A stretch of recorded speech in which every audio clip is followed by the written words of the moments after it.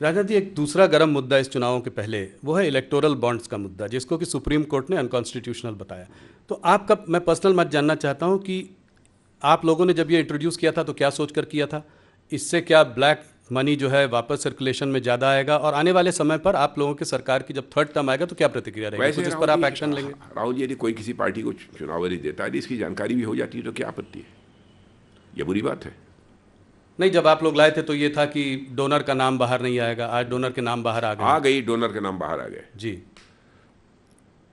तो नहीं, क्या क्या कैश होगा? कैश जनरेशन ज़्यादा होगा, अब लोग जो है कैश देंगे। अब देखिए, भविष्य बतलाएगा कि हम लोगों ने जो ये स्कीम लागू की थी, जी। बांड की स्कीम, वो कितनी सही थी, ये समय बतलाएगा।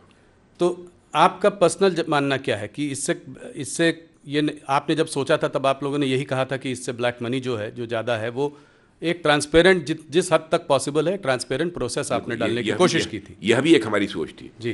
और दूसरी चीज़ ये बताइए, मैं आपसे पूछना चाहता हूँ कि कहा जाता है कि इलेक्टोरल बॉन्ड किसका है, किस कंपनी के द्वारा दिया गया है, किस कैपिटलिस्ट के द्वारा दिया गया है, इसकी जानकारी होनी चाहिए। कल तो कोई यह भी कहेगा किसने किस पॉलिटिकल पार्टी को वोट दिया है, इसकी भी जानकारी दी जानी चाहिए। क्या इसे आप स्वीकार करेंगे? कोई भी देश जहां पर हेल्दी डेमोक्रेसी होगी, इसको स्वीकार करेगा कि कोई अपना मत किस पॉलिटिकल पार्टी को दे रहा है, किस व्यक्ति को दे रहा है? इसका भी डिस्क्लोजर होना चाहिए।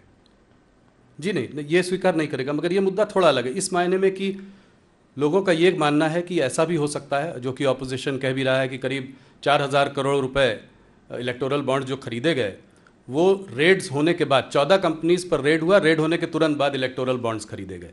तो ये एक तरीके से, जिसको कि ऑपोजिशन कह रहा है, राहुल गांधी हफ्ता वसूली कह रहा है, कोई कह रहा है चंदा लेने का तरीका है, हालांकि उनको भी मिला है। ये मतलब मान लिया यदि हो एक दो, मुझे जानकारी नहीं है, लेकिन आप ये कह रहे हैं तो मैं मान लेता हूँ। लेकिन क्या यह कर देने के कारण उनके केसेज बंद हो गए?